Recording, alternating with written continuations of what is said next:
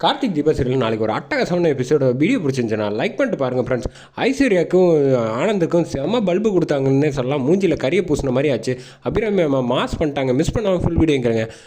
வக்கீல் வந்து இப்போ பேப்பர் எல்லாத்தையும் டாக்குமெண்ட்ஸ் எல்லாம் படித்து முடிக்கிறாங்க. படித்து முடிச்ச அடுத்த செகண்டே வந்து எல்லாமே வந்து கார்த்திக் பேருக்கும் தீபா பேருக்கும் போனோன்னா ஆனந்த் வந்து செம்ம கடுப்பாயிட்டாப்ல. அதுக்கப்புறமேட்டுக்கு அம்மா என்னம்மா நினச்சிக்கிட்டு இருக்கேன், நீ இப்படிலாம் பண்ணுவேன்னு நான் நினச்சி கூட பார்க்கல அப்படின்னு சொன்னோன்னே, நான் என்னப்பா பண்ணணும், நான் எல்லாமே அவசரப்படாத, முதல்ல வந்து வக்கீல் முழுசாக படித்து முடிக்க சொல்ல, உங்களுக்கும் இருக்குது அப்படின்னு சொன்னோன்னே,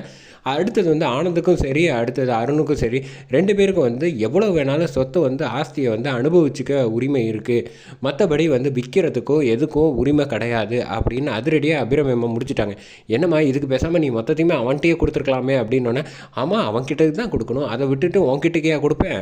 மூத்த மகன் என்னையை வந்து நீ மதிக்காமல் நீ எப்போ பார்த்தாலும் அவனுக்கே எல்லாம் செய்கிறேன் அப்படின்னோடனே, அவன் தான்ப்பா இந்த குடும்பத்தில் வந்து பொறுப்பானவன், யார் முதல்ல பிறக்கிறான்னு முக்கியம் கிடையாது, யார் நல்லவன் பொறுப்போடு இருக்கா அப்படின்னோடனே, நான் பொறுப்பு இல்லாமல் இருக்கேன்னு சொல்கிறியா, ஆமாம் நீ பொறுப்பு இல்லாமல் தானே இருக்க அப்படின்னோடனே, ஆமாம் சின்ன வயசுலேருந்து வந்து நாங்கள் வேர்வை சிந்தி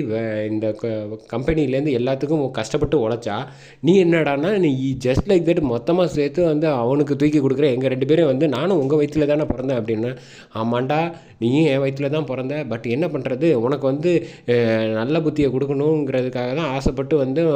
நான் அவளை கட்டி வச்சேன் மீனாட்சியை, கடைசியில் வந்து நீ என்ன பண்ணி வச்சுருக்க, அங்கே பாரு வாசலில் நிற்க வச்சுக்கிட்டு அவளை வந்து மனசை கஷ்டப்படுத்தி வச்சுருக்கேன். ஏம்மா தேவையில்லாமல் இப்போ எதுக்கு அவளை பற்றி பேசிகிட்டு இருக்கேன், நான் வந்து என்ன பேசிகிட்டு இருக்கேன், நீ என்ன பேசிகிட்டு இருக்க,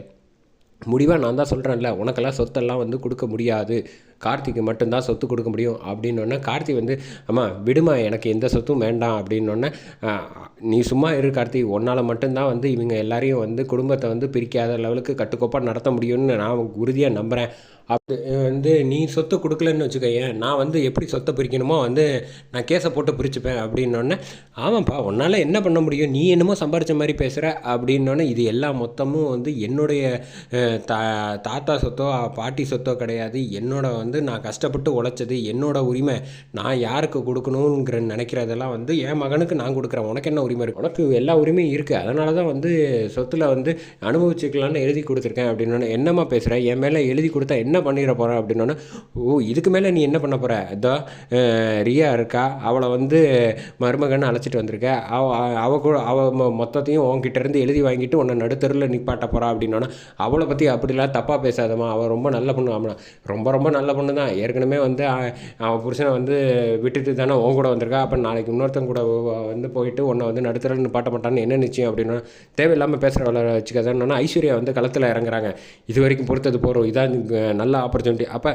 அருண் ஒழுங்காக தானே இருக்காரு, அவருக்கு நீங்கள் கொடுக்க வேண்டியதானே, அருண் ஒழுங்காக கொடுக்கணுமா கொடுக்கக்கூடாதுன்னு எனக்கு தெரியும், அதை பற்றி நீ பேசாத, அவன் எப்போவுமே வந்து கரெக்டாக வந்து புத்திசாலியாக சுயமாக வந்து என்றைக்கு முடிவெடுக்கிறானோ அவனுக்கு சேர வேண்டியது எல்லாமே நான் கொடுப்பேன். அப்படி என்ன வந்து அவர் தப்பு பண்ணிட்டாரு, மொதல் தப்பு என்ன தெரியுமா, உன் கூட சேர்றது தான், அவன் என்றைக்கு உன் பேச்சை கேட்குறத நிப்பாட்டுறானோ அன்றைக்கி தான் வந்து அவன் வந்து உருப்பிடுவான் அப்படின்னு சொன்னோன்னே, என்னத்தை ரொம்ப ஓவராக பேசிக்கிட்டு இருக்கீங்க அப்படின்னோடனே, நான் என்ன தப்பு செஞ்சேன் அப்படின்னா, நீ என்ன பண்ணலை பாவம், இந்த தீபா இந்த இவ்வளோ வீட்டை விட்டு துரத்துறதுக்காக நீ பண்ண லிஸ்ட்டெல்லாம் எனக்கு தெரியாதுன்னு நினைக்கிறியா, இல்லை இப்போ கூட வந்து என்ன இந்த மாதிரி பண்ணுறதுக்கு வந்து உங்கள் அம்மா கூட சதி திட்டம் போட்டே அதுவும் தெரியாதுன்னு நினச்சிக்கிட்டு இருக்கியா அப்படின்னோடனே, என்ன அதை சந்தடி சாக்கில் எதையும் சேர்த்து சொல்கிறீங்க, அதுதான் எனக்கு தெரியாதுன்னு சொல்கிறேன், இந்த வடை சுடுறது இந்த காதில் குத்துறதெல்லாம் வேறு யார்கிட்டையாவது சொல்லு அப்படின்னு ஐஸ்வர்யாவை செம ஓட்டு ஓட்டுறாங்க நம்ம அபிராமியம்மா, செம மாதம் இருந்துச்சுன்னே சொல்லலாம்.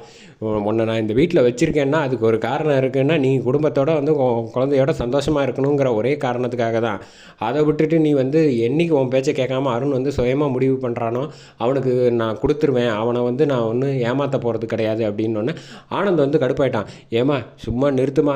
நீ வந்து என்ன நினச்சிக்கிட்டு இருக்க, நான் வந்து இந்த கம்பெனிக்காக தொழிலாளியாக வந்து எவ்வளோ கஷ்டப்பட்டு வேர்வை சிந்தி உழைச்சிருக்கேன் தெரியுமா, அவன் என்றைக்காவது ஏதாவது செஞ்சுருக்கானா, சும்மா வந்து ஊரை சுற்றுற மாதிரி சுற்றிட்டு கோட்டை சூட்டை போட்டுட்டு வந்து மேலே உட்காந்துட்டானா அவன் உழைக்கலன்னுலாம் நான் சொல்ல வரல, நாங்கள் எல்லாம் கட்டுக்கோப்பாக வந்து நானும் அப்பா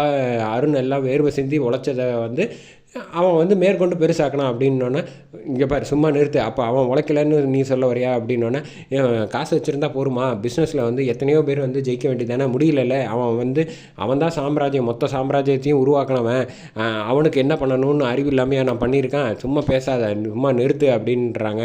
சரிம்மா நான் இவ்வளோ தூரம் சொல்லிட்டேன்ல, அவனால் வந்து ஒரு நாளாவது எங்களை மாதிரி கஷ்டப்பட்டுருக்கானா வேர்வை சிந்தி, அவனை வந்து வேலை செய்ய சொல்லு நம்ம கம்பெனியில் வந்து 1 மாதத்துக்கு, அதுக்கப்புறமேட்டுக்கு வந்து எதுவும் பேசாமல் அமைதியாகிடுறேன் அப்படின்னோடனே, அவன் எதுக்குடா வேலை செய்யணும், நீங்கள் பண்ணுற தப்புக்காக வந்து இப்போ என்ன நான் வேலை செய்யணும் அவ்வளோதானே, நான் உன் சவாலை ஏற்றுக்கிறேன், நான் 1 மாதம் வேலை செய்கிறேன், செஞ்சு காட்டுறேன், அதுக்கப்புறமேட்டுக்கு நீ சொத்து பிரிக்கிறங்கிற பேச்சே எடுத்துக்கக்கூடாது அப்படின்னோடனே சரின்றாப்புல. சும்மா இந்த வாயில் சொன்னால் மட்டும் பத்தாது, நீ வந்து